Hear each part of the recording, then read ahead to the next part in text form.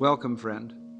What I want to share with you today is not another lecture on how to fix yourself, not another program for self-improvement, not another map to some distant spiritual summit. No, what we're exploring together is something far more immediate, far more radical, and infinitely more simple. You see, most of us have been sold a magnificent lie.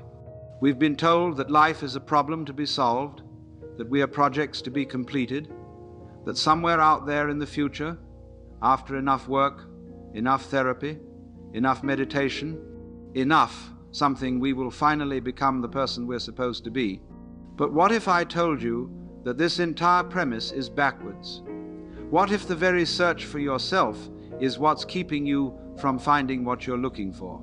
The ancient Chinese had a beautiful phrase: the meaning of life is just to be alive, not to achieve, not to become, not to prove anything to anyone, including yourself, simply to be alive. And yet, as obvious as this sounds, we spend our entire lives running from this simple truth, chasing our own shadows around the room. You didn't come into this world, my friend. You came out of it. Like a wave emerges from the ocean, like an apple grows from a tree. The universe doesn't people the way a tree apples, it peoples the way the ocean waves. You are not a stranger here, not an accident, not a mistake that needs correcting. You are this cosmos looking at itself, thinking about itself, wondering about itself through your eyes. But we've forgotten this. We've been taught to see ourselves as separate little egos, trapped inside bags of skin, looking out at a hostile world full of objects and others, and from this feeling of separation comes all our anxiety, all our loneliness, all our desperate reaching for something more. What we're going to explore together is the art of remembering what you've always known but have been trained to forget. This is not about adding anything to yourself. You already have everything you need. It's about subtraction, about unlearning, about allowing the mud in the pond to settle so the water can clear. The journey we're taking moves through 7 movements, like a symphony. We begin with seeing through the illusion of inadequacy, then discovering the freedom of true solitude, the surrender required for authentic love, the art of letting go, the playfulness at the heart of existence, the clarity that comes from stillness, and finally, the art of living fully awake. But remember, this is not a destination. There is nowhere to get to, nothing to achieve. Every moment of this exploration is already the thing itself. The journey is the treasure. So settle in, breathe deeply, and let's begin this dance together. Let me ask you something, and I want you to really sit with this question. When was the last time you felt completely, utterly, unconditionally okay with yourself exactly as you are? Not after you lose weight, not after you get the promotion, not after you find the relationship or solve the problem or overcome the anxiety. Right now, this moment, this breath, this strange and wonderful sense of I am that is reading these words. The chances are you can't remember, because we live in a civilization that has built its entire economy, its entire social structure, on the fundamental assumption that there is something wrong with you, that you are incomplete, that you need to become something other than what you are. Walk into any bookstore and look at the shelves. Self-help, self-improvement, self-optimization, apps to make you more productive, courses to make you more confident, programs to make you more spiritual. An endless carnival of becoming, all built on the premise that what you are right now is not enough. But here's what I want to suggest, and it might sound scandalous. There is absolutely nothing wrong with you. Nothing. Not in the sense that you're perfect in some moral, tidy, well-behaved way, but perfect the way a flame dances, the way a tree grows crooked toward the light, the way a galaxy spins in space. You see, you've been taught to judge yourself by standards that don't exist in nature. Have you ever seen a flower straining to bloom? Have you ever watched a wave apologizing for the way it crashes? Have you ever heard a bird criticizing its own song? Number, they simply do what they do because that's what they are. The flower doesn't bloom to impress anyone. The wave doesn't crash to prove a point. The bird doesn't sing to earn love. They are expressions of the same force that moves your heart, that breathes your lungs, that dreams your dreams. But somewhere along the way, we humans got the strange idea that we're the exception, that we alone, among all the phenomena of the universe, are mistakes that need correcting, that we must earn our place here, justify our existence, prove our worth. And so we begin the great chase, the endless pursuit of the future self who finally has it all together. Always just around the corner, always one more workshop, one more breakthrough, one more insight away from being the person we think we should be. But what if that person you're chasing doesn't exist?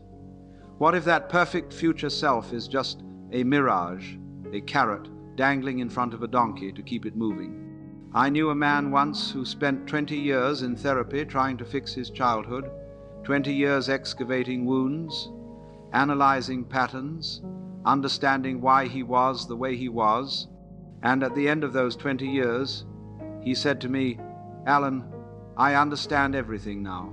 I know exactly why I am the way I am, but I'm still the same person." You see, understanding why you are the way you are doesn't change the fact that you are the way you are. And the way you are, your particular constellation of quirks and shadows, your unique rhythm of expansion and contraction, your specific pattern of light and darkness, that's not a problem to be solved. That's a song to be sung. Your so-called imperfections are not bugs in the system. They're features. They're the texture that makes you recognizable in the symphony of existence. Without them, you wouldn't be you, you'd be some generic, sanitized version of a human being, as boring as a perfect circle. But we've been so trained to see everything about ourselves through the lens of improvement that we've forgotten how to simply appreciate what is. We look at our anxiety and see pathology instead of sensitivity. We look at our sadness and see depression instead of depth. We look at our confusion and see weakness instead of the humility that comes from recognizing the mystery of existence. What would happen if, just for a moment, you stopped trying to fix yourself? What would happen if you looked at your life the way you might look at a piece of music, not asking whether it's right or wrong, but simply listening to its unique melody? Your anger, your fear, your joy, your confusion, these are not errors in your programming. They are the colors with which life is painting itself through you. You are not something that needs to be corrected. You are something that needs to be recognized, appreciated, celebrated. When you were born, the universe wasn't conducting an experiment to see if it could create something better than what came before. It was expressing itself as you in all your particular glory. And what a strange, delightful, unrepeatable expression you are.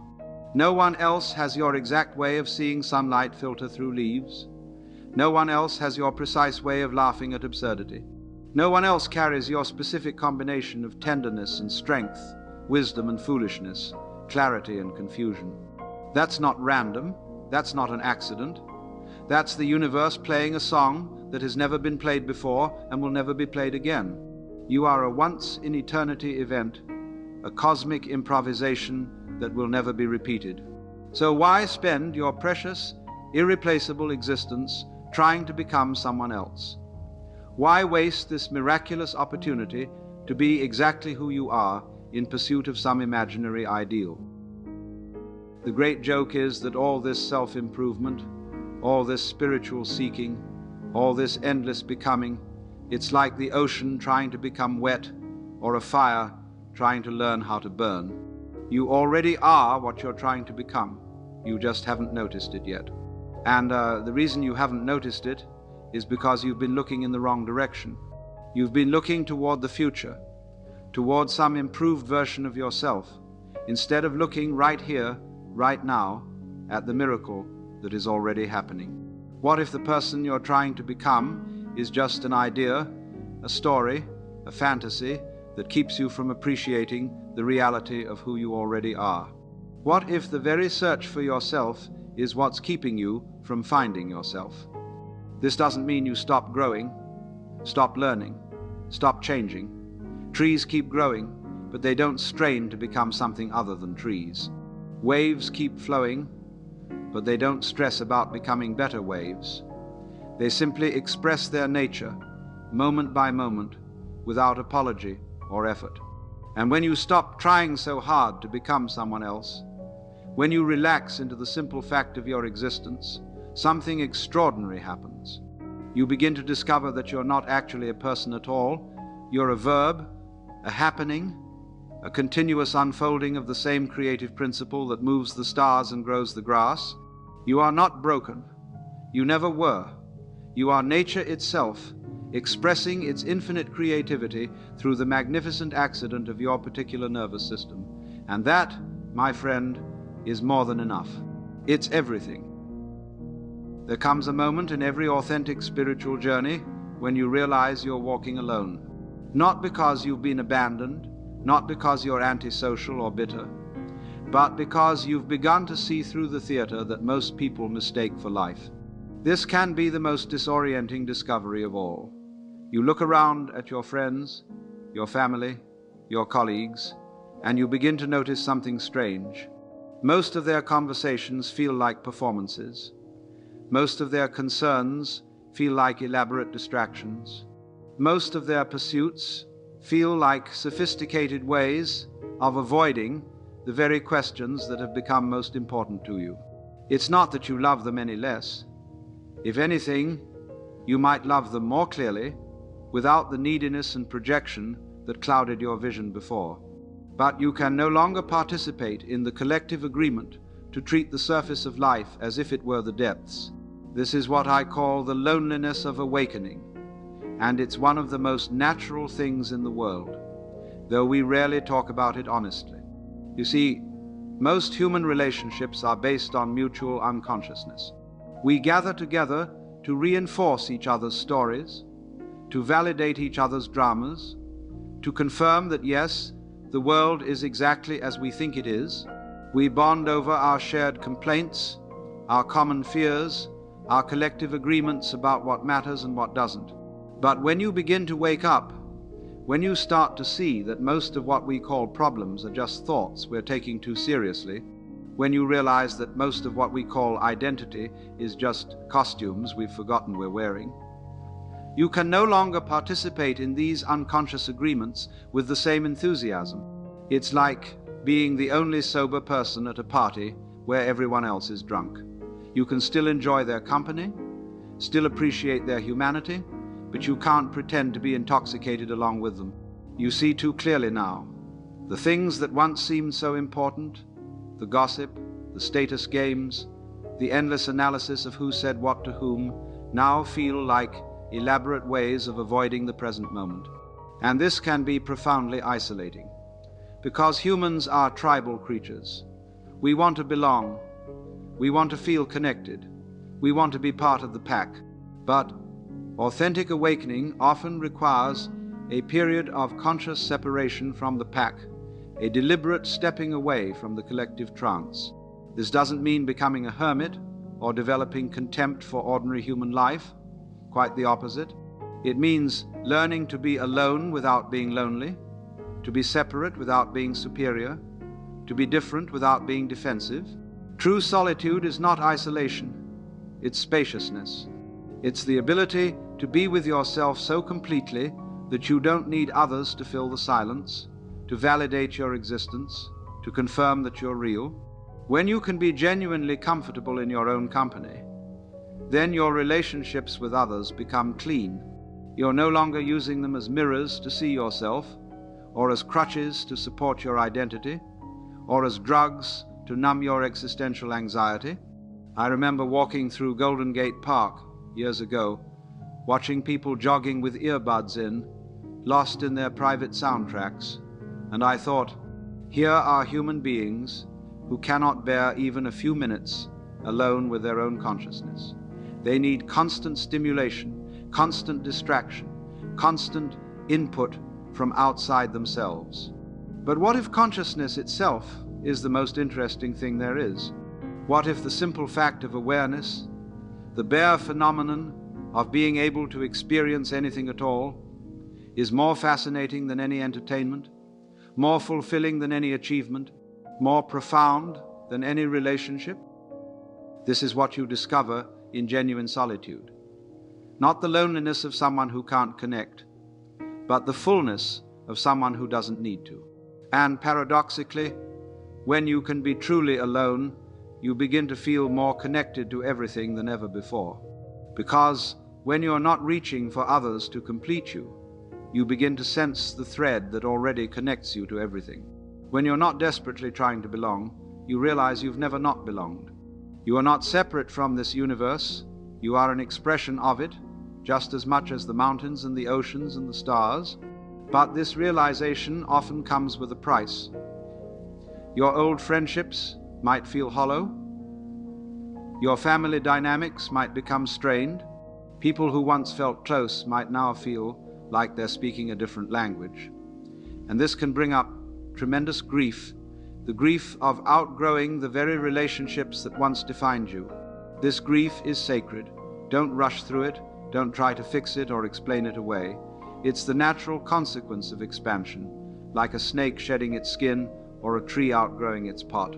Something in you has grown too large for its old container, and there's always sadness in leaving the familiar behind. But on the other side of this grief is freedom. The freedom to love without neediness, to connect without losing yourself, to be intimate without pretending to be someone you're not. And sometimes, in the space of this new kind of solitude, you discover something unexpected. You find that you're not actually alone at all. You're in the company of everything that has ever awakened to itself, every sage and mystic and poet who has ever looked deeply enough to see through the illusion of separation. You're walking alone, yes, but you're walking a path that countless others have walked before you. And although you can't see them, although you might not meet them in your daily life, you're part of an invisible congregation of those who have remembered what it means to be truly alive. So don't be afraid of the loneliness that comes with seeing clearly. It's not a punishment, it's a graduation. It's the natural consequence of refusing to live life at the level of distraction and unconsciousness that most people accept as normal. Walking alone doesn't mean walking without love. If anything, it means walking toward a love that is so much vaster, so much more genuine than anything you could have imagined when you were still trying to find yourself through others. Now, having spoken of walking alone, let me tell you about love. Real love, not the sanitized Hallmark card version we've been sold, not the possessive clinging we often mistake for caring, but the kind of love that transforms everything it touches, including the one who loves. Most of what we call love is actually need in disguise. We love someone because they make us feel good about ourselves, because they complete us, because they provide security or validation or a sense of meaning. This isn't love. It's emotional commerce. A transaction where we trade pieces of ourselves for pieces of someone else, hoping to build something whole from our mutual incompleteness. But real love, the kind that mystics and poets have always pointed toward, is something entirely different. It's not based on need, but on overflow. It's not a reaching for something outside yourself, but a recognition of something that was never actually separate from you in the first place.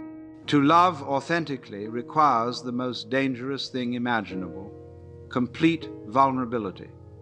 Not just the vulnerability of sharing your feelings or your fears. That's easy compared to this. I'm talking about the vulnerability of loving someone so completely that you're willing to let them change you, to let them destroy your carefully constructed sense of who you think you are. True love is not safe. It's not a haven from the storm of existence. It is the storm.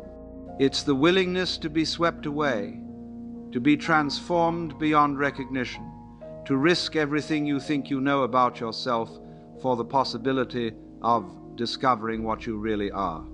This is why most people, if we're honest, don't really want love. They want comfort, they want security.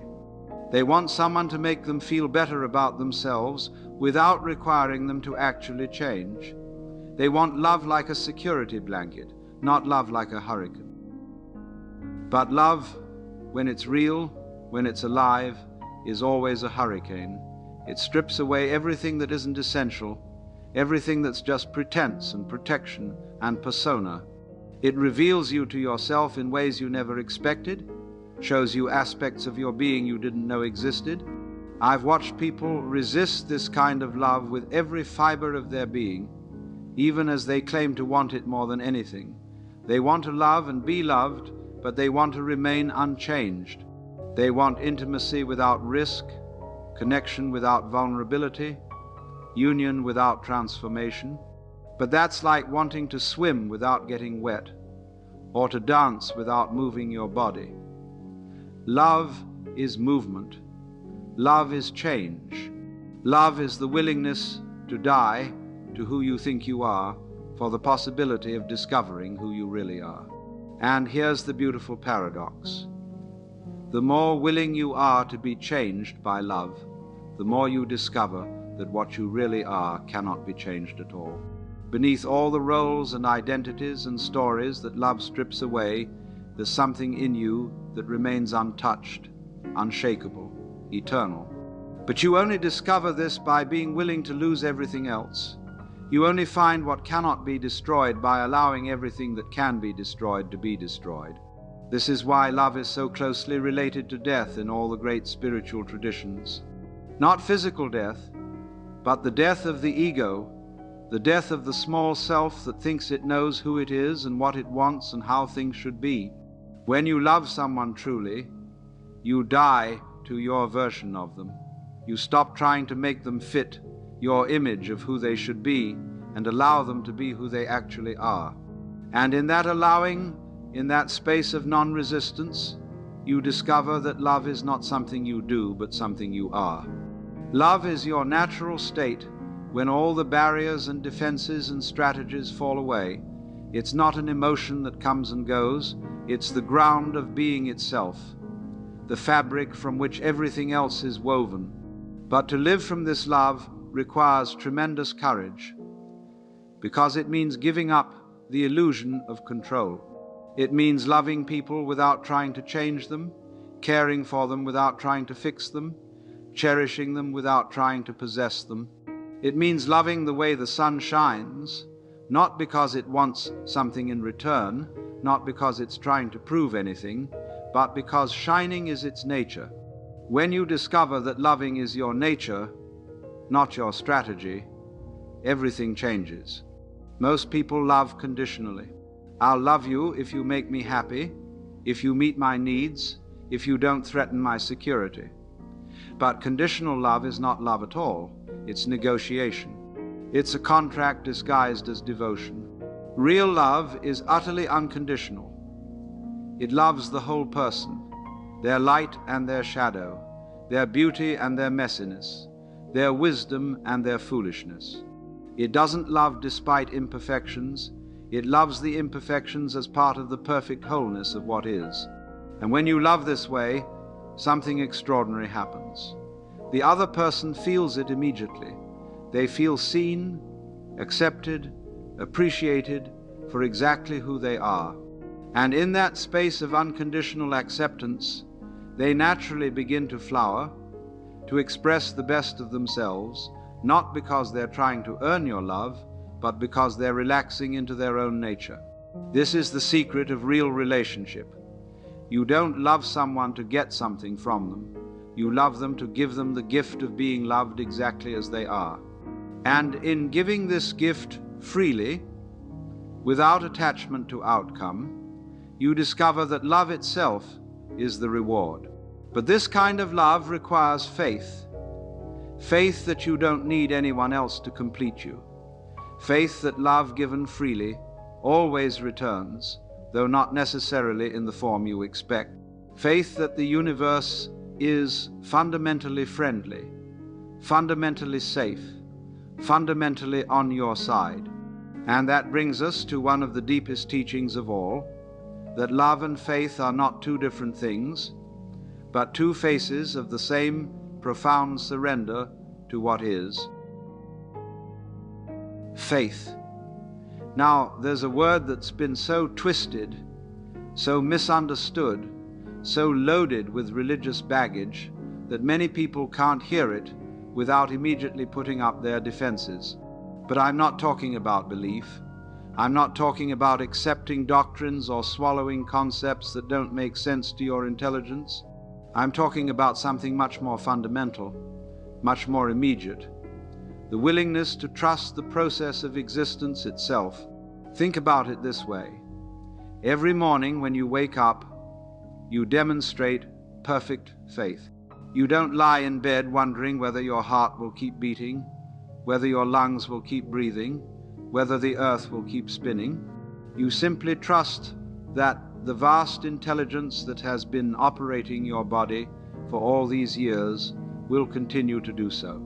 You have faith that when you go to sleep at night, you'll wake up in the morning. You have faith that when you plant a seed, it will grow. You have faith that when you walk, the ground will support you. This trust is so fundamental, so automatic, that you don't even think of it as faith. But that's exactly what it is. The question is, if you can trust the universe to operate your heartbeat, to orchestrate the dance of atoms in your cells, to coordinate the symphony of neural activity that creates your thoughts, why can't you trust it with your life? Most of us live as if we're the CEO of our existence, as if the whole show would fall apart if we weren't constantly managing, controlling, worrying, planning. We carry the weight of the world on our shoulders as if we were personally responsible for keeping the sun rising and the seasons changing. But what if you're not the CEO? What if you're more like a surfer, and life is the wave? A surfer doesn't control the wave. She responds to it, moves with it, finds her balance within its power. She trusts the wave to carry her, even though she can't see where it's going. This is faith as I understand it. Not the belief that everything will work out according to your plans, but the trust that whatever happens, you can respond to it. Not the confidence that you'll never face difficulty, but the deep knowing that you are bigger than any difficulty you might face. Faith is falling backward into the arms of the universe and discovering that you were never actually in danger of falling. It's the recognition that the same intelligence that grows your fingernails and digests your food and heals your cuts is also orchestrating your entire life, even when, especially when, it doesn't look like what you think it should look like. But we resist this surrender because we've been taught that faith is weakness, that trust is naivety, that the universe is fundamentally hostile or indifferent to our well-being. We've been conditioned to believe that if we don't maintain constant vigilance, constant control, everything will fall apart. And so we live in a state of chronic tension, like a person trying to hold up the sky with their bare hands. We exhaust ourselves attempting to manage outcomes that were never ours to manage in the first place. I remember watching my daughter learn to ride a bicycle. At first, she gripped the handlebars so tightly, tried so hard to control every wobble, that she kept falling over. The more she tried to force balance, the more unstable she became. But then, in a moment of frustration, she simply let go. Not of the handlebars, but of the effort to control every movement. She relaxed into the motion, trusted the bike to find its balance, and suddenly she was flying. This is the nature of faith, not passive resignation, but active trust in the intelligence of the process. When you're learning to surf, you don't fight the wave, you read it, feel it, move with it. When you're learning to dance, you don't force the rhythm, you find it, follow it, become it. Life is the same way. The more you try to force outcomes, the more you struggle against the current of what's actually happening, the more turbulent your experience becomes. But when you learn to read the rhythm of your existence, to feel its natural flow, to move with its intelligence rather than against it, you discover a kind of effortless effectiveness that no amount of struggle could achieve. This doesn't mean becoming passive or fatalistic. Faith is not the absence of action, it's the presence of appropriate action. When you trust the process, you can respond more spontaneously, more creatively, more authentically to whatever life presents. Think of a jazz musician improvising. She's not passive, she's intensely active, completely present, totally engaged, but she's not trying to control the music.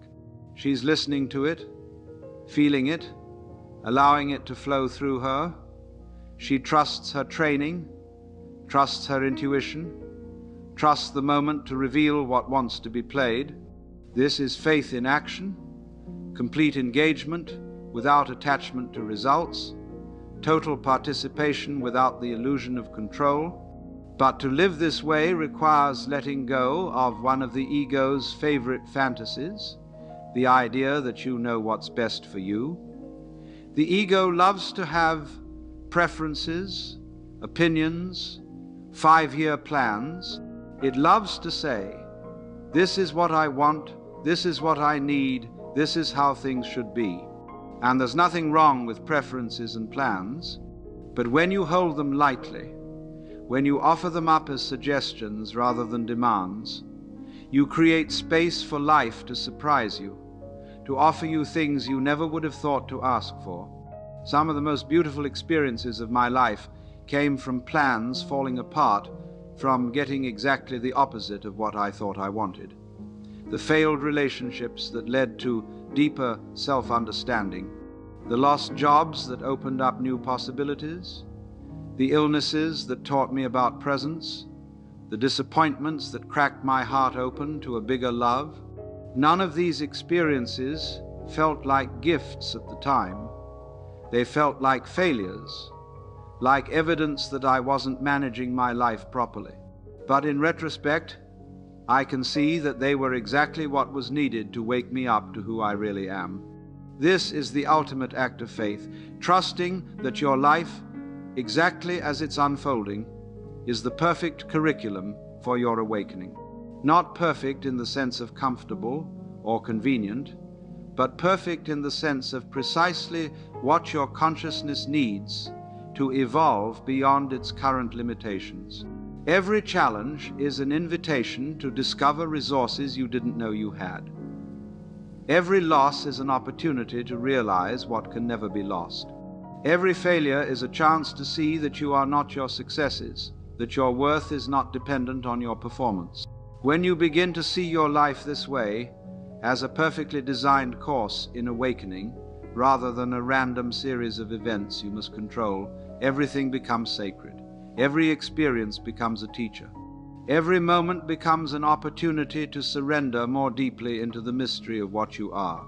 And in that surrender, in that radical trust, you discover that you were never actually separate from the intelligence that's been running the show all along. You are not a victim of life. You are life expressing itself through the unique lens of your consciousness. Faith, then, is not belief in something outside yourself. It's recognition of what you already are, the universe experiencing itself through the beautiful accident of your awareness. Here's one of the great cosmic jokes. The harder you squeeze, the more life slips through your fingers. The more you try to control, the more chaotic things become. The more you insist that reality conform to your plans, the more reality seems to laugh at your plans. And yet, letting go might be the most misunderstood concept in all of spirituality. When people hear let go, they often think it means becoming passive, giving up, resigning yourself to whatever happens. But that's not letting go. That's just another form of resistance, the resistance of withdrawal. True letting go is incredibly active. It's like learning to surf or learning to sail. You're not passively drifting wherever the current takes you. You're actively engaging with the forces at play, reading them, responding to them, finding your way to dance with them rather than fight them. The Chinese have a beautiful concept called Wu Wei, which is often translated as non-action, but that translation misses the point entirely. Wu Wei is not the absence of action, it's action that flows so naturally from the situation that it doesn't feel forced. It's like water flowing downhill, taking the path of least resistance while simultaneously being the most powerful force on earth. Watch a master craftsman at work, a potter at the wheel, a calligrapher with a brush, a chef preparing a meal. There's tremendous skill involved, years of practice and refinement, but in the moment of creation, there's no sense of strain or effort. The action emerges organically from the meeting of preparation and spontaneity. This is what life looks like when you stop trying to push the river. You don't become lazy or aimless, you become responsive. You develop what I call intelligent spontaneity, the ability to act appropriately in each moment without having to think through every possible outcome. But to live this way, you have to give up one of the ego's most cherished beliefs, that you are the author of your life. You have to recognize that thoughts arise by themselves, that decisions emerge from the interaction of countless factors you're not even aware of, that what you call your choices are really the universe choosing through the particular lens of your nervous system. This doesn't make you powerless, it makes you powerful in a completely different way. Instead of the exhausting power of forcing, you discover the effortless power of allowing. Instead of swimming against the current, you learn to read the current and find the places where it wants to carry you. I know this can sound abstract, so let me give you a concrete example. Imagine you're trying to remember someone's name. The harder you try, the more elusive it becomes. Your mind strains and reaches and grasps, but the name stays just out of reach. But then, the moment you stop trying, the moment you relax and let go of the effort, the name appears effortlessly. This is a perfect metaphor for how life works. The things you want most, peace, love, clarity, creative inspiration, can't be forced into existence. They can only be allowed to emerge in the space created by not forcing. But letting go doesn't happen all at once. It's not like flipping a switch from control to surrender. It's more like learning to play a musical instrument, a gradual process of developing new reflexes, new responses, new ways of being in relationship with what is. You might start by noticing your grip. How tightly are you holding your opinions? How desperately are you clinging to your plans? How much energy are you spending trying to make other people behave the way you think they should behave? Just noticing is the first step. Not judging yourself for gripping, not trying to force yourself to let go, but simply becoming aware of the places where you're squeezing life too tightly. Then you might experiment with loosening your grip just a little. Instead of insisting that things happen exactly as you've imagined, you might say, "This is what I prefer, but I'm open to what wants to emerge." Instead of demanding that others see things your way, you might get curious about their perspective. It's like learning to hold a butterfly. Grip too tightly and you'll crush it. Hold your hand completely open and it will fly away. But cup your hands gently, create a safe space without walls, and the butterfly might choose to stay a while. This is how you hold everything in life: your dreams, your relationships, your identity. Firmly enough to engage, lightly enough to let go when the time comes. One of the most profound practices in letting go is learning to be with uncertainty without immediately trying to resolve it. We're so addicted to knowing, to having answers, to feeling like we understand what's happening, that we rush to conclusions, jump to judgments, fill every silence with commentary. But what if you could sit with not knowing the way you sit with a beautiful sunset, not trying to understand it or analyze it or improve it, but simply appreciating the mystery of its existence. What if uncertainty is not a problem to be solved, but a space to be explored? What if the places where you don't know what to do are exactly the places where something new wants to emerge? I've noticed that my best decisions, my most creative insights, my deepest realizations have all come not from thinking harder, but from thinking less. They've emerged from the fertile void of not knowing, from the pregnant silence between thoughts. This is what letting go really means. Creating space for the unknown to reveal itself. Not because you're giving up on life, but because you're finally making room for life to live itself through you without your constant interference. And when you begin to live this way, when you stop trying to be the director of the cosmic play and start allowing yourself to be the character you were born to play, you discover something wonderful. You're not losing control because you never actually had it in the first place. What you're losing is the exhausting illusion of control. What you're gaining is the exhilarating experience of being fully alive, fully responsive, fully present to the adventure of existence as it unfolds moment by moment. You begin to trust the process not because you understand it, but because you are it. You are not separate from the intelligence that moves the stars and grows the trees. You are that intelligence expressing itself through the beautiful uniqueness of your particular perspective.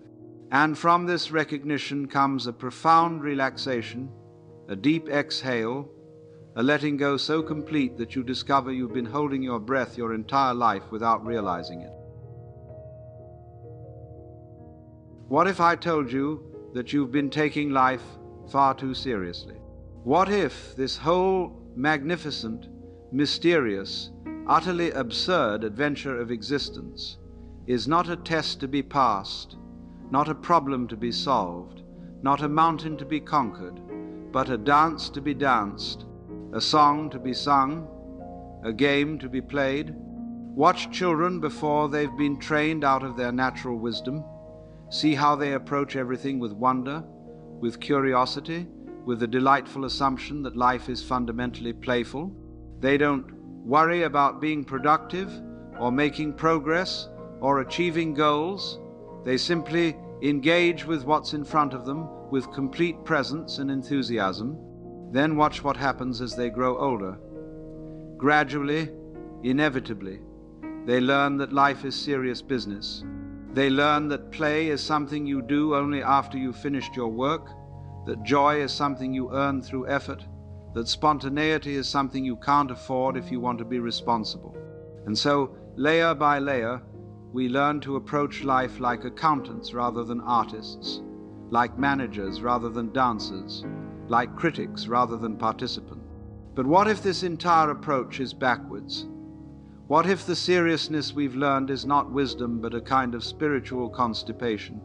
What if the playfulness we've abandoned is not childishness but the very essence of being fully alive? You see, when I speak of life as play, I'm not suggesting frivolity or irresponsibility. I'm pointing to something much deeper. The recognition that existence itself is a spontaneous, creative, utterly free expression of consciousness, delighting in its own infinite possibilities. Think about the universe for a moment. Galaxies spinning like cosmic pinwheels, stars being born and dying in spectacular light shows, planets dancing their ancient choreography around suns. Is any of this necessary? Is any of this practical? Or is it all just the universe playing with itself, expressing its creativity for the sheer joy of expression? And you are part of this cosmic play. Your laughter, your tears, your confusion, your insights, they're all movements in this grand improvisation. Even your attempts to be serious, even your efforts to figure it all out, are just the universe playing at being a human who's trying to understand the universe. It's all quite deliciously absurd when you think about it. Here you are, a collection of stardust that has somehow organized itself into consciousness, worrying about whether you're living your life correctly. It's like a wave wondering if it's being a good wave, or a flame questioning whether it's burning properly. But we've been taught to approach our existence like it's a job performance review. We constantly evaluate ourselves. Am I being productive enough? Am I growing enough? Am I spiritual enough? Am I successful enough? We turn our lives into endless examinations, with ourselves as both the student and the stern teacher grading our performance. And the irony is that the more seriously we take this self-evaluation, the more we miss the actual experience of being alive.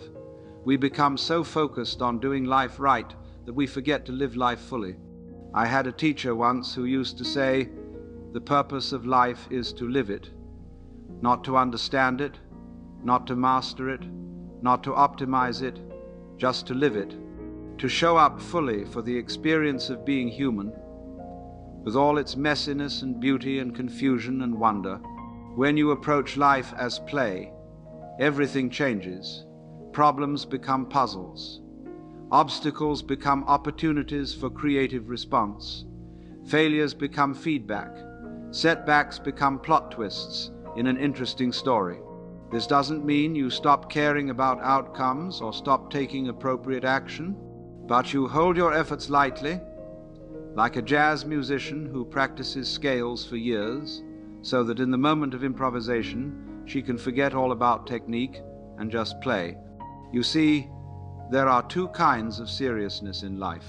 There's the seriousness of the ego, which takes everything personally, which believes that every outcome reflects on your worth as a person, which turns every interaction into a test of your adequacy. This kind of seriousness is actually a form of self-obsession, a way of making everything about you and your performance. But there's another kind of seriousness, the seriousness of love, of presence, of engagement.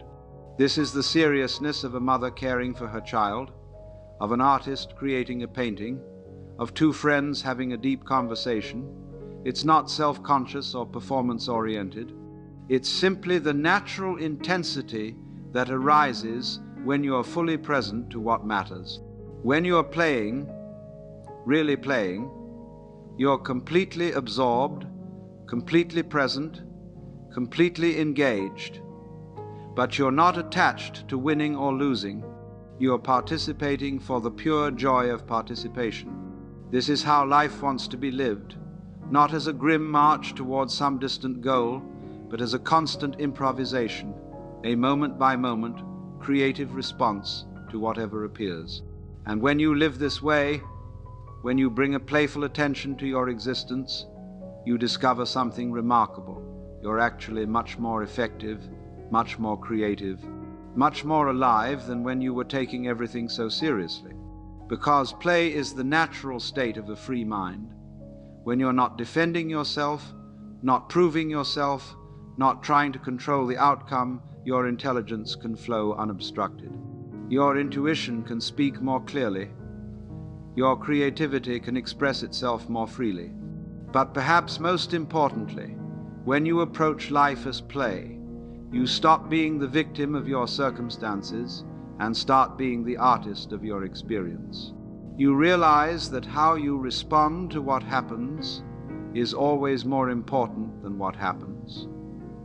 And that response, that creative engagement with whatever life presents, is where your real power lies. The cosmic joke is that the moment you stop taking yourself so seriously, you start taking life more seriously. Not the seriousness of anxiety and control, but the seriousness of wonder, of gratitude, of full participation in the magnificent accident of being conscious in an apparently unconscious universe. So play, not as an escape from reality, but as the deepest engagement with reality. Play with your identity. Play with your beliefs. Play with your plans. Hold everything lightly enough that you can change direction when life invites you to dance in a new way, because ultimately, that's all any of us are doing here, learning to dance with the mystery, to play with the unknown, to participate joyfully in a cosmic game whose rules are always changing and whose purpose is simply the playing itself. Now, let me share with you one of the most practical and immediately applicable insights from all of spiritual understanding. Everything you see in others is a reflection of something in yourself. This is not some mystical theory or psychological hypothesis. It's a simple observation about how consciousness works. You cannot perceive what you are not. You cannot recognize what you do not contain. The qualities that most attract you and the qualities that most repel you in other people are both mirrors showing you aspects of your own nature that you've either embraced or rejected. Think about someone who really irritates you. Maybe it's their arrogance, their neediness, their dishonesty, their self-righteousness. Now, I'm not suggesting that you express these qualities in exactly the same way they do, but somewhere in your psyche, somewhere in your potential, that same capacity exists, and your irritation is often proportional to how strongly you've rejected that aspect of yourself. We don't get triggered by qualities that are completely foreign to us. You don't get upset at a tree for being tall or a stone for being hard because you don't identify with trees or stones. But when another human being displays a quality that you've spent energy suppressing in yourself, it's like they're holding up a mirror to show you exactly what you don't want to see. The person who drives you crazy with their need for attention, look closely at your own relationship with attention. The person whose selfishness makes you furious, examine your own capacity for selfishness and how you've judged it.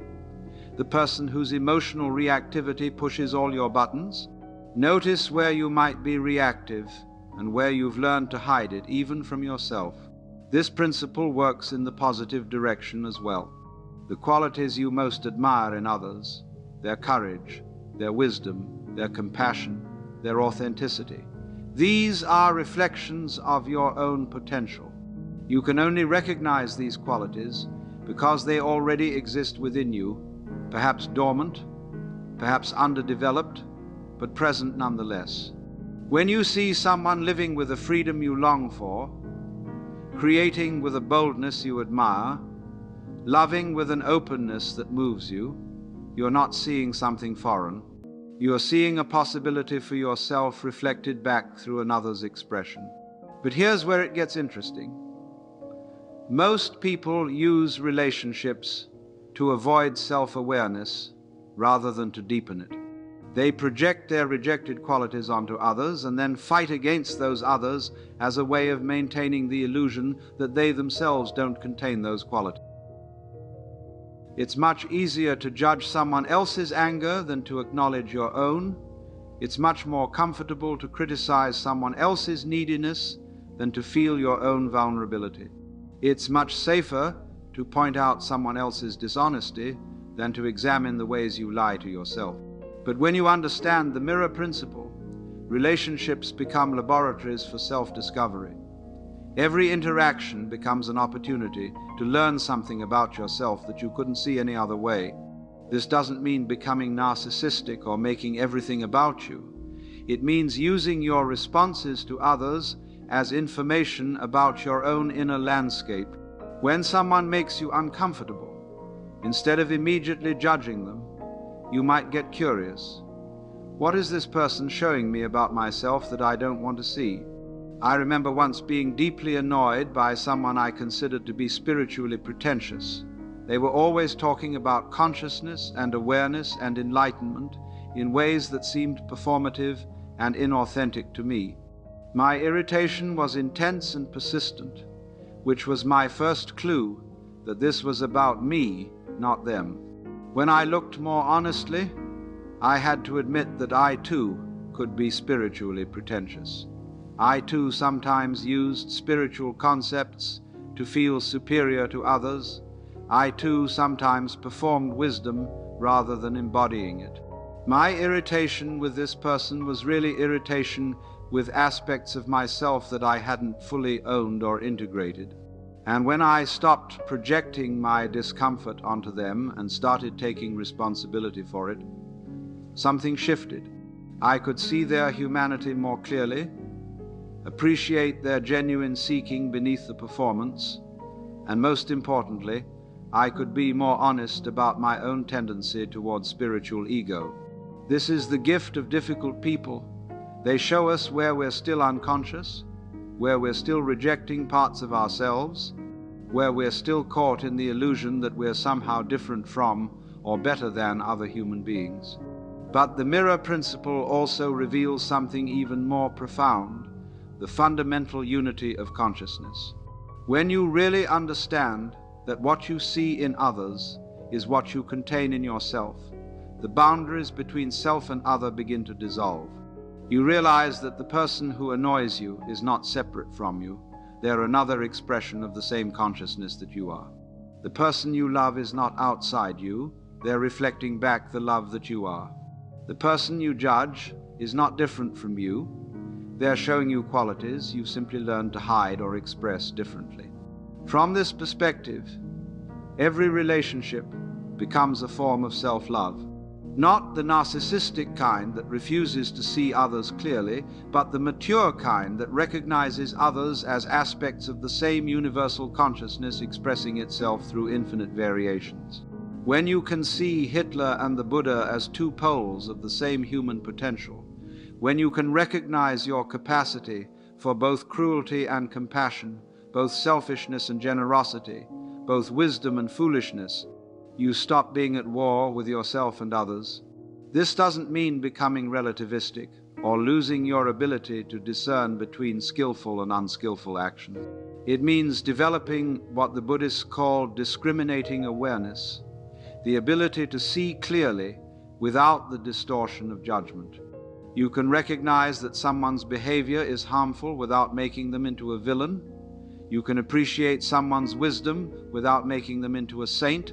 You can see the full spectrum of human potential without having to choose sides in some cosmic battle between good and evil, because the truth is, you contain it all. Every human possibility, every divine potential, every shadow and every light. You are not just the good person you try to be, or the bad person you fear you might be. You are the entire spectrum of consciousness expressed through the unique filter of your particular nervous system. And when you can embrace this totality without judgment, when you can love the whole of what you are rather than just the parts you approve of, you naturally extend that same wholeness and acceptance to others. The mirror breaks, and you realize you were never looking at separate beings at all.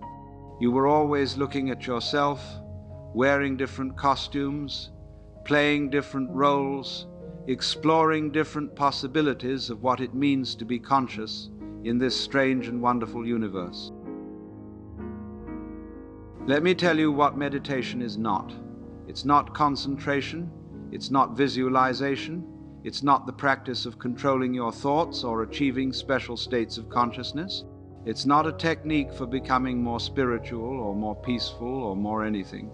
All of these approaches, well-intentioned as they may be, miss the fundamental point of meditation, which is not to create something new, but to recognize something that's already here. You see, most meditation instruction begins with the assumption that your mind is a problem to be solved.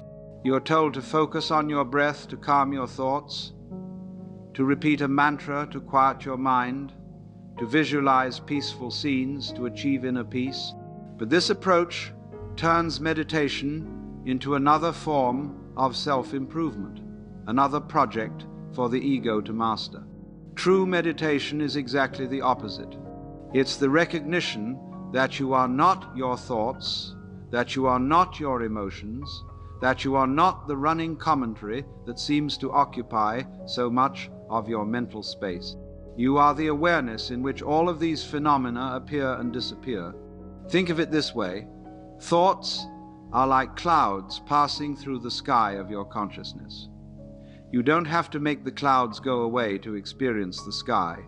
The sky is always there, vast and spacious and clear, whether there are clouds or not.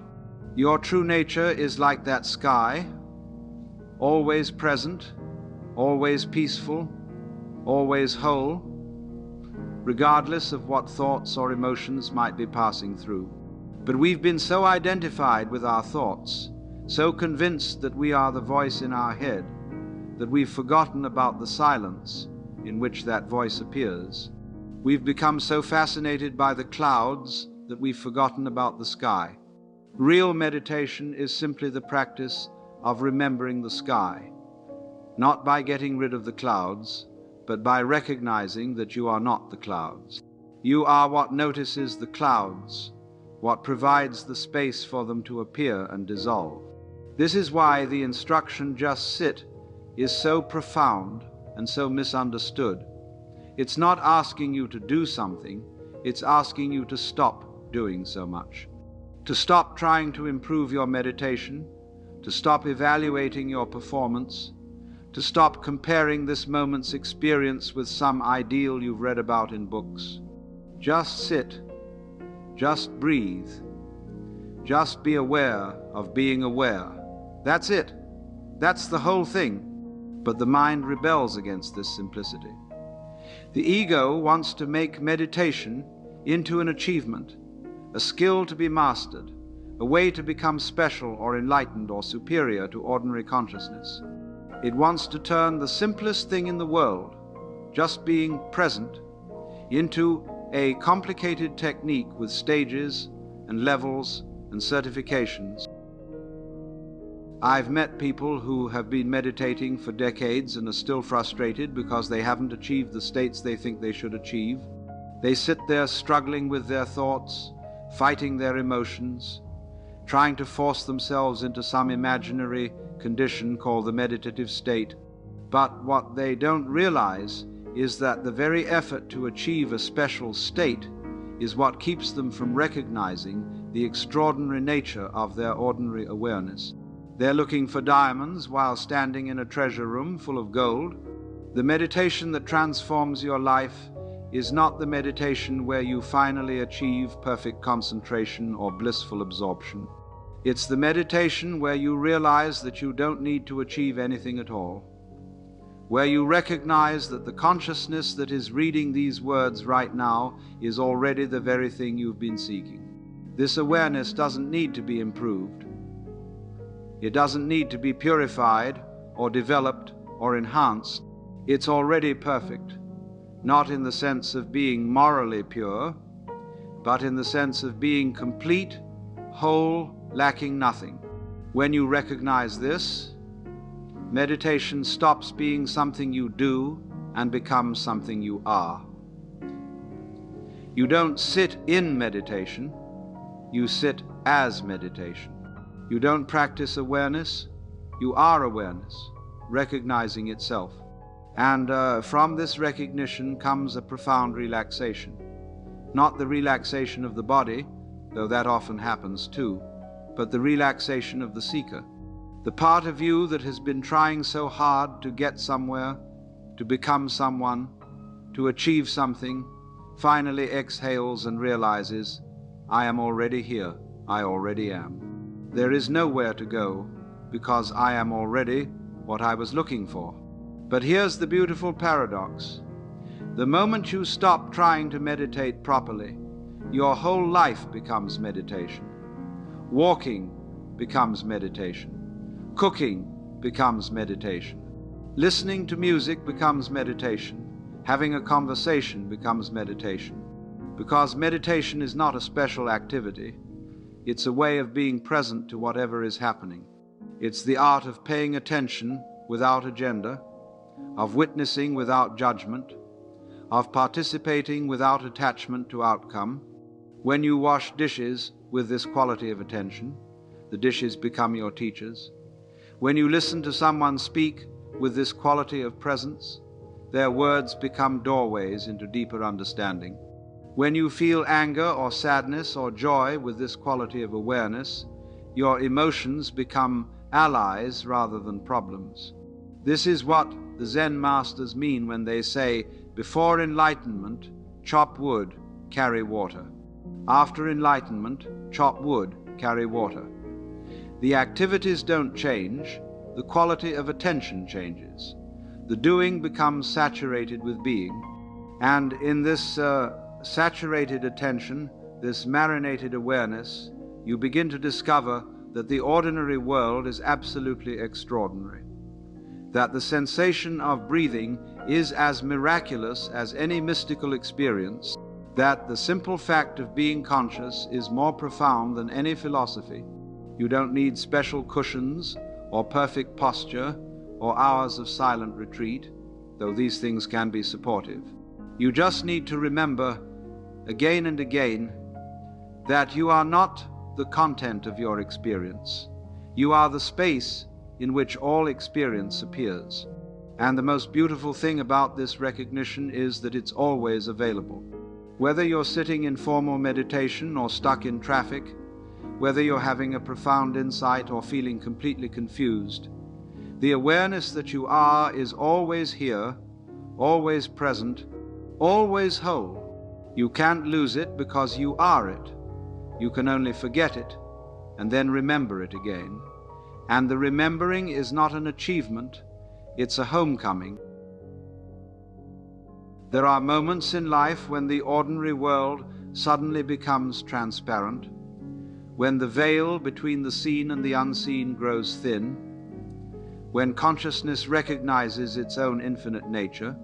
These moments can come through meditation, through love, through art, through nature, through crisis, or sometimes through plant medicines and psychedelics that have been used by indigenous cultures for thousands of years. Whatever the doorway, the destination is always the same.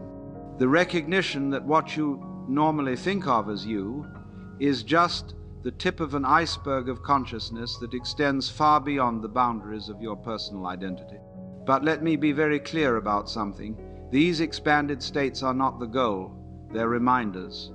They're not accomplishments to be achieved, but recognitions to be integrated. They're like looking at your life from the perspective of an aeroplane instead of from ground level. The landscape doesn't change, but your view of it becomes vastly more comprehensive. I've known people who became addicted to these altered states, constantly seeking the next peak experience, the next breakthrough, the next level of consciousness. But this is just another form of spiritual materialism, another way the ego tries to turn transcendence into a possession. The real question is not how high you can fly, but how well you can walk when you come back down to earth. How do you integrate the vastness you've glimpsed into the ordinariness of daily life? How do you remember the unity you've experienced while navigating the apparent separateness of human relationships? In these expanded states, you might experience yourself as one with everything, connected to the trees, merged with the sky, indistinguishable from the fabric of existence itself. You might see through the illusion of being a separate person and recognize yourself as consciousness itself, playing at being human. These experiences can be profound, transformative, life-changing, but they can also be misleading if you mistake them for the whole truth rather than seeing them as temporary glimpses through a different kind of lens. Because the ultimate understanding is not that you are God only when you are having mystical experiences. The ultimate understanding is that you are God right now, reading these words, feeling whatever you're feeling, thinking whatever you're thinking. The cosmic consciousness you glimpse in peak states is the same consciousness that is aware of these very words appearing in your mind. The mistake many people make is thinking that expanded consciousness is separate from ordinary consciousness, that there's some special state they need to achieve to be truly awake. But ordinary consciousness is expanded consciousness. You've just been taught not to notice its extraordinary nature. Right now, as you're listening to this, you are performing miracles that no computer can replicate. You are transforming abstract symbols into meaning, creating internal landscapes from words, feeling emotions in response to ideas. The fact that you can be aware of your own awareness is perhaps the most profound phenomenon in the known universe. And yet we take this for granted because it's so utterly ordinary, so constantly available, that we dismiss it as unimportant. We're like fish who don't notice water because they're always swimming in it. But psychedelics and other consciousness-altering experiences can serve as a kind of spiritual shock treatment, temporarily lifting you out of your habitual ways of perceiving so you can see the water you've been swimming in all along.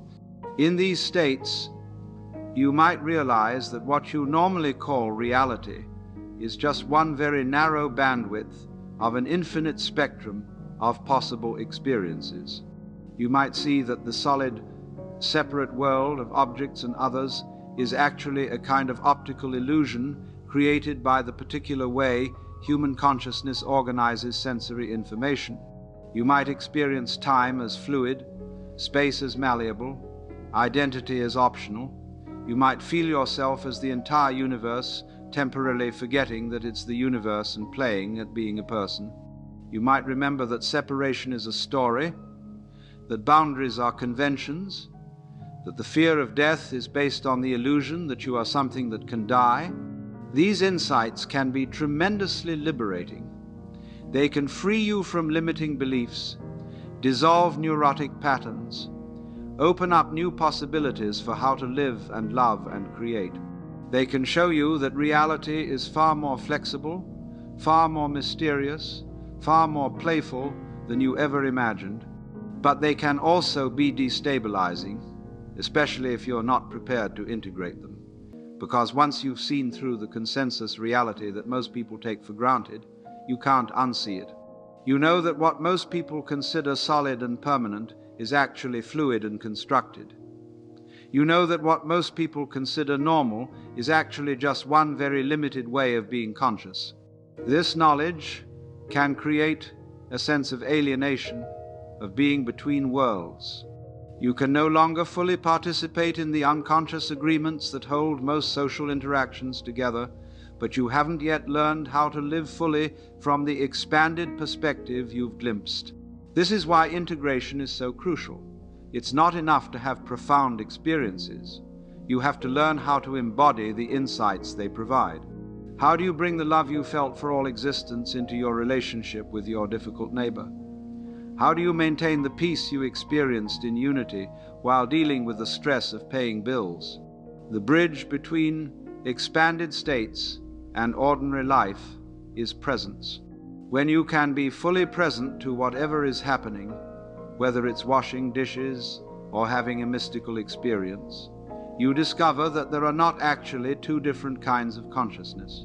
There is only consciousness appearing as infinite variations on the theme of awareness, and perhaps most importantly, these glimpses of expanded consciousness serve to remind you that you are not a spiritual seeker having human experiences.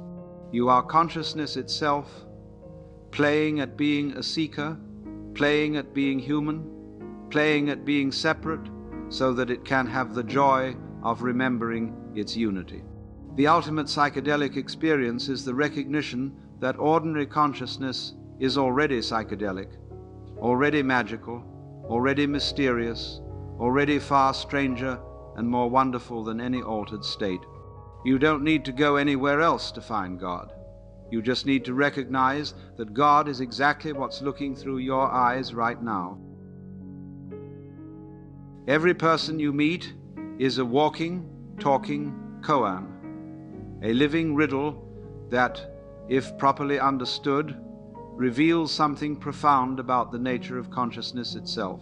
But most of us approach relationships like consumers in a marketplace, looking for people who will provide us with what we think we need: validation, security, entertainment, meaning. This transactional approach to human connection is why so many relationships feel hollow, why so much intimacy feels forced, why we can be surrounded by people and still feel fundamentally alone. We're not actually meeting each other. We're projecting our fantasies and fears onto each other and then trying to manage the chaos that inevitably results. But what if relationships are not meant to fulfill you? What if they're meant to reveal you, to show you exactly who you are, beneath all the stories you tell yourself about who you think you are? When you truly encounter another human being, not your idea of them, not your projection onto them, but the raw reality of their consciousness, something extraordinary happens. You see yourself reflected back in ways you never could by looking in a mirror. Their anger shows you your own capacity for anger. Their fear reveals your own relationship with fear. Their joy awakens your own joy. Their sadness touches your own sadness. Not because you're the same person, but because you are both expressions of the same fundamental consciousness, exploring different variations on the theme of being human. This is why intimate relationships are simultaneously the most beautiful and the most terrifying experiences we can have. In genuine intimacy, all your masks come off. All your carefully constructed personas dissolve. You are seen, truly seen, perhaps for the first time in your life. And being seen, really seen, is both what we long for most and what we fear most. Because when someone sees you clearly, they see not just your light but also your shadow. They see not just your strengths but also your wounds. They see not just who you pretend to be but who you actually are. Most people can't tolerate this level of visibility for very long. We put our masks back on, retreat into our familiar roles, return to the safety of performing ourselves rather than being ourselves. We choose the comfort of being misunderstood over the vulnerability of being truly known. But if you can stay present to this visibility, if you can allow yourself to be seen without immediately trying to manage or control what the other person sees, something miraculous happens. You discover that being fully seen doesn't destroy you, it liberates you. All the energy you've been spending maintaining your image, protecting your reputation, managing other people's perception of you, all of that energy becomes available for more creative purposes. You can finally relax into being who you actually are instead of who you think you should be. And from this relaxation comes a different kind of love. Not the love that tries to get something, but the love that simply appreciates what is. You begin to love people not for what they do for you, but for what they are. Not for how they make you feel, but for the miracle of their existence. This shift from needy love to appreciative love changes everything. When you're not trying to get love, you naturally give it. When you're not defending yourself, you naturally understand others. When you're not performing, you naturally connect. But perhaps the most profound gift of conscious relationship is that it shows you the illusion of separation. When you truly meet another person, when you see them without the filter of your projections, and they see you without the filter of theirs, you realize that the boundary between self and other is not nearly as solid as you thought.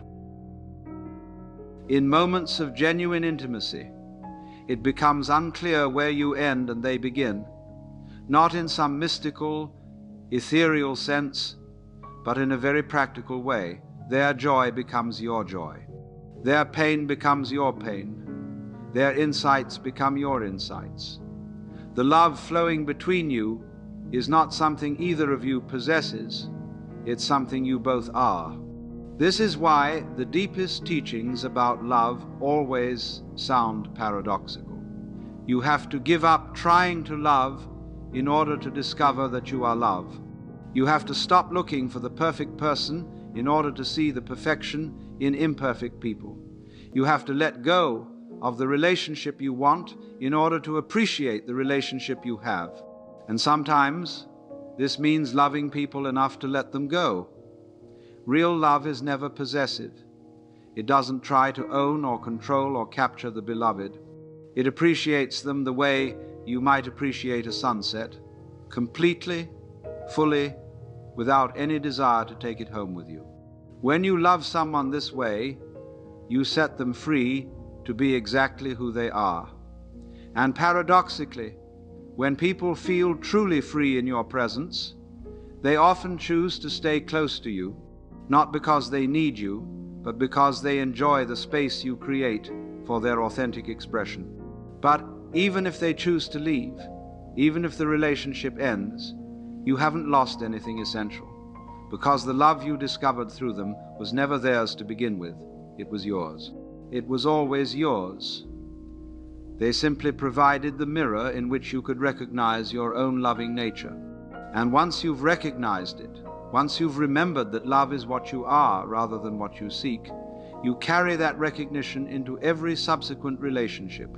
Each person you meet becomes an opportunity to love more freely, more fully, more fearlessly. This doesn't mean becoming indiscriminate or naive. Love and wisdom go hand in hand. You can love someone completely while still maintaining healthy boundaries. You can appreciate someone's essence while still making practical decisions about how much time and energy to invest in the relationship.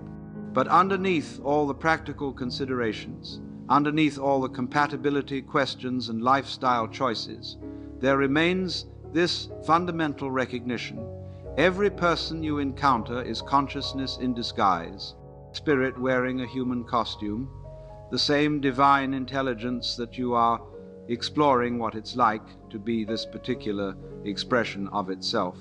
And when you can see people this way, as fellow expressions of the one consciousness that is aware of itself through all of us, every relationship becomes sacred. Every interaction becomes an opportunity for mutual recognition, mutual awakening, mutual appreciation of the magnificent mystery of being conscious in an apparently unconscious universe. There is a difference between being alone and being lonely, between solitude and isolation, between the fullness of your own company and the emptiness of having no one else around. And understanding this difference might be one of the most important distinctions you can make in learning to live authentically. Most people are terrified of being alone with themselves. They fill every moment with noise, with activity, with other people's voices and thoughts and energies. They carry devices that ensure they're never more than seconds away from stimulation, from distraction, from the comforting illusion that they're connected to something outside themselves.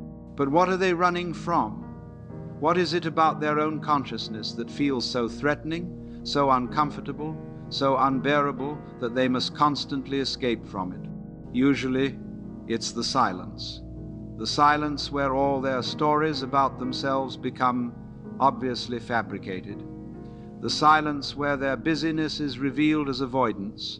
The silence where they might have to confront the fundamental questions about who they are and what they're doing here that they've been postponing their entire lives.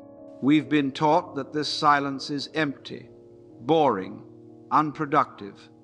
We've been conditioned to see solitude as punishment, as deprivation, as something to be endured rather than enjoyed. But this conditioning has it exactly backwards. Solitude is not the absence of connection, it's the presence of connection with yourself. It's not the lack of love, it's the discovery of the love that you are. It's not emptiness, it's fullness so complete that you don't need anything outside yourself to feel whole. When you can truly be alone, not hiding from others, not rejecting relationships, but simply being complete in your own presence, you develop what I call existential confidence.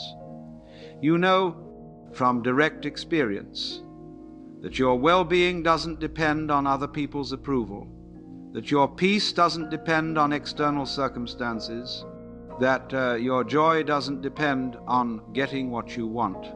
This doesn't make you antisocial or independent in some cold, disconnected way. Quite the opposite. When you're truly comfortable with yourself, you become much more available to others. When you're not trying to get something from relationships, you can give much more freely. When you're not afraid of being alone, you can be much more present when you're with people. But learning to enjoy your own company is like learning any other art. It takes practice, patience, and a willingness to move through the initial discomfort. At first, when you sit quietly with yourself, you might be flooded with all the thoughts and feelings you've been avoiding. All the worries and regrets and anxieties that you've been drowning out with constant activity suddenly have space to be heard. This is not a problem. It's the beginning of healing. These thoughts and feelings have been trying to get your attention for years. They've been knocking at the door of your consciousness, wanting to be acknowledged, wanting to be felt, wanting to be integrated, but you've been too busy, too distracted, too afraid to open the door. Solitude gives you the opportunity to finally listen. Not to analyze or fix or understand these inner voices, but simply to give them the attention they've been seeking. And when you can be present with your own pain without trying to make it go away, when you can sit with your own confusion without immediately reaching for answers, something begins to shift. You realize that you are bigger than any thought or feeling that arises within you. You discover that you can be aware of sadness without being sad, aware of fear without being afraid, aware of confusion without being confused. You are the space in which all these experiences appear and disappear, and that space is vast enough to hold anything. This is perhaps the greatest gift of solitude, the discovery of your own capacity to be with whatever is, without resistance, without judgment, without the need to change or fix or improve anything. Just the simple, profound ability to be present with what is, and from this presence comes wisdom. Not the wisdom of books or teachers or external authorities, but the wisdom that emerges from the direct encounter with your own consciousness. When you stop filling every moment with input from outside, you begin to hear the subtle voice of your own inner knowing. This voice doesn't speak in words, it speaks in hunches, in feelings, in sudden clarities, in quiet knowings that arise from some source deeper than thought. It's the voice that knows when something feels right or wrong for you, regardless of what others might think. It's the voice that knows what you truly love, what you're genuinely called to do, who you authentically are beneath all the roles and expectations. But you can only hear this voice in silence, not the silence of suppressing thoughts, but the silence of not being compulsively driven by them, the silence that allows space between stimulus and response, between question and answer, between what happens and what you make it mean. In this silence, you begin to discriminate between the voice of wisdom and the voice of conditioning. You learn to distinguish between authentic intuition and psychological projection. You develop what the mystics call discriminating awareness, the ability to see clearly without the distortion of personal agenda. And as this discriminating awareness develops, you become less and less dependent on others to tell you who you are, what you should do, how you should live, not because you become arrogant or dismissive of guidance, but because you develop confidence in your own capacity to navigate the complexities of existence. You realize that the answers you've been seeking outside yourself were always available inside yourself.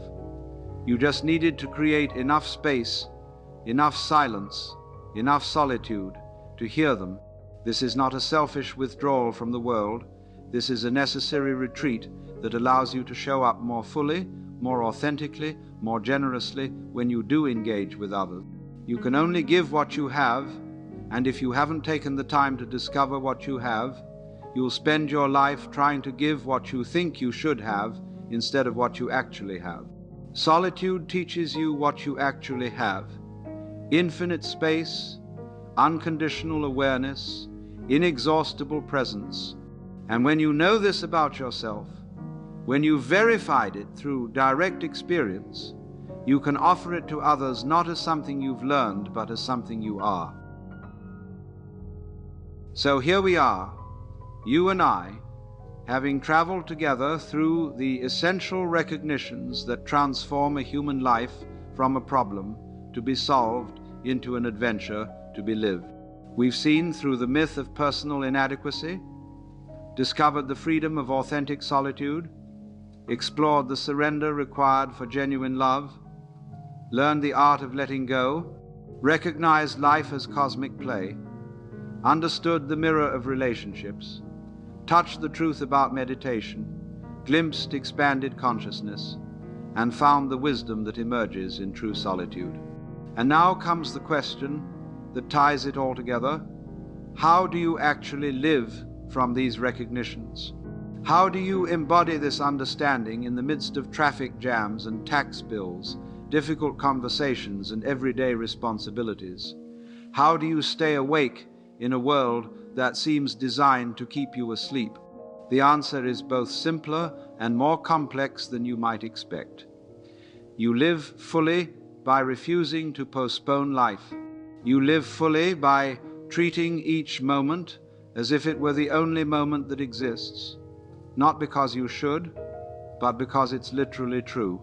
This moment, right now, is not a rehearsal for some more important moment to come. This breath is not preparation for a more significant breath. This day is not just getting you ready for a better day tomorrow. This is it. This is your life, happening now, in all its ordinary extraordinariness. But we've been so trained to live for the future, to work toward goals, to save for retirement, to wait for the right relationship or the right job or the right moment to finally start living, that we miss the fact that life is only ever happening now. Not now as opposed to then, but now as the eternal presence in which past and future appear as thoughts. The present moment is not a slice of time between past and future. It's the timeless ground in which the illusion of time appears. When you really understand this, when you feel it in your bones, rather than just thinking about it intellectually, you stop treating the present moment as a means to some future end. You stop using now to get to later. You recognize that now is the only place where life actually happens, where love actually flows, where joy actually exists. This doesn't mean becoming impractical or ignoring the future entirely. You still make plans, still work toward goals, still prepare for what's coming, but you hold these future projections lightly as preferences rather than demands, as possibilities rather than requirements. And underneath all your planning and preparing and working toward, you remain anchored in the simple fact of being alive right now. You taste your food fully. You listen to music completely. You feel the sun on your skin without thinking about what you need to do next. You love people with your whole heart without trying to guarantee how they'll respond. This is what it means to live fully, to participate completely in whatever is happening without holding back, without hedging your bets, without one foot out the door just in case things don't go as planned. But full participation requires letting go of the illusion that you're in control of outcomes. You can influence outcomes, you can work skillfully toward what you value, but you cannot control the infinite variables that determine how things actually unfold. And this is liberating rather than limiting. When you accept that you cannot control outcomes, you're free to give everything to the process. You can write with complete passion without needing to know if anyone will read your words. You can love with complete openness without needing to know if your love will be returned. You can create with complete authenticity without needing to know if your creation will be appreciated. You become like a musician who is so absorbed in playing that she forgets about the audience, about whether she's playing well, about what people might think. She's simply lost in the music itself, in the pure joy of expressing what wants to be expressed through her. This is the art of living fully, becoming so absorbed in the experience of being alive that you forget to evaluate your performance, so present to what's happening that you stop worrying about what should be happening, so engaged with the actual that you stop being haunted by the ideal. But living fully also means embracing the difficult parts of existence with the same wholehearted engagement you bring to the pleasant parts. It means being present to sadness without trying to cheer yourself up, present to fear without trying to make yourself brave, present to confusion without trying to force clarity, because all of these experiences, joy and sorrow, clarity and confusion, expansion and contraction, are movements in the symphony of consciousness. They're all expressions of the same life force that moves through you. When you resist any of them, you're resisting life itself. When you welcome all of them, you're living fully. This doesn't mean becoming passive or resigned. It means developing what I call active acceptance, the ability to be completely present to what is, while simultaneously responding to it with all your creativity and intelligence and love. You accept the situation completely, and from that acceptance, appropriate action emerges naturally. Not the frantic action of someone trying to escape what's happening, but the organic response of someone who is fully engaged with what's happening.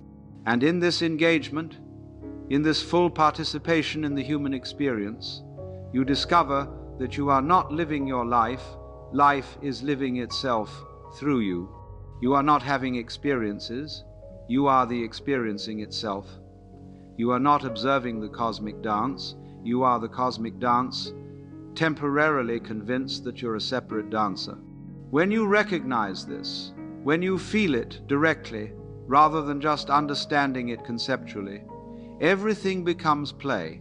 Not frivolous play, but the kind of play that is so absorbed, so passionate, so complete, that it becomes indistinguishable from the most profound seriousness. You play at being human the way a master actor plays a role, completely committed, totally present, while never forgetting that it's a performance.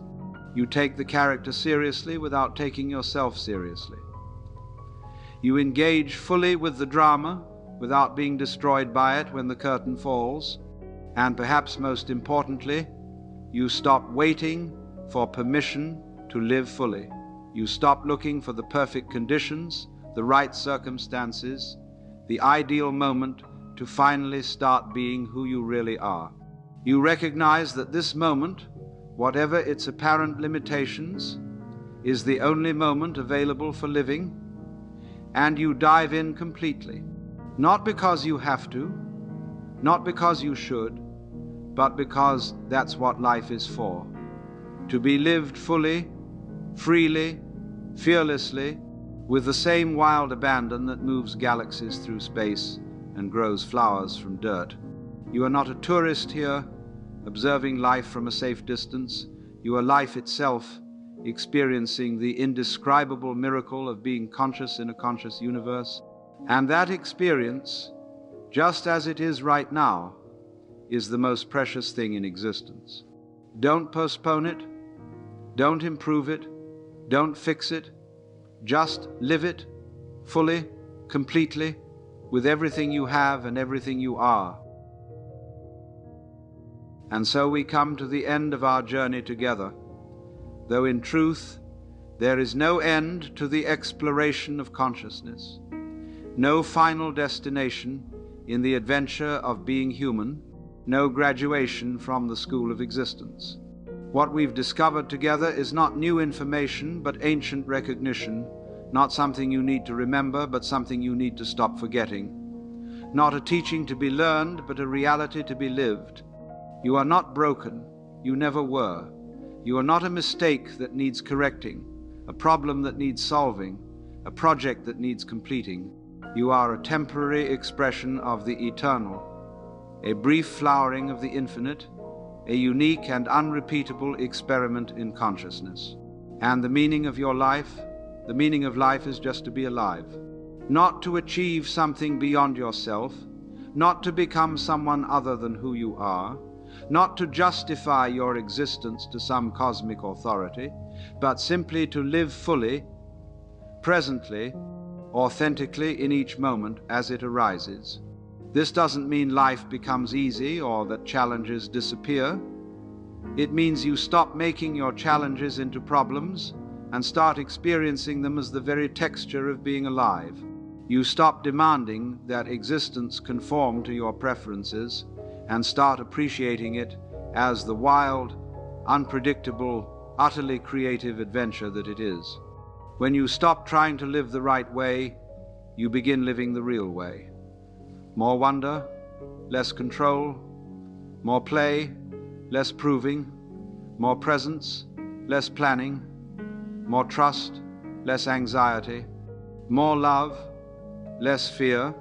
And in this shift from controlling to flowing, from grasping to allowing, from becoming to being, you discover something that no amount of self-improvement could ever provide. The profound satisfaction of being exactly who you are, exactly where you are, exactly when you are. You are the universe becoming conscious of itself through your eyes. You are existence celebrating its own mystery through your capacity for wonder. You are love recognizing itself through your ability to care. You didn't come into this world, you came out of it.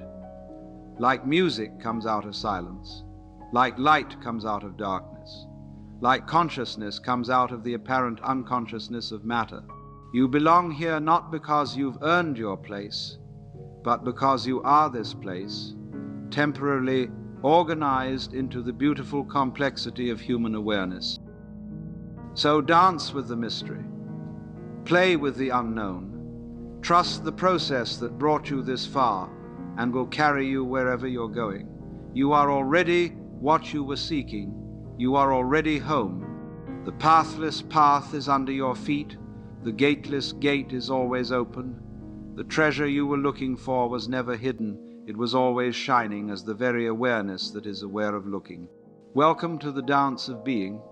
You've never actually left it. You were just dreaming that you were somewhere else. Now wake up and dance.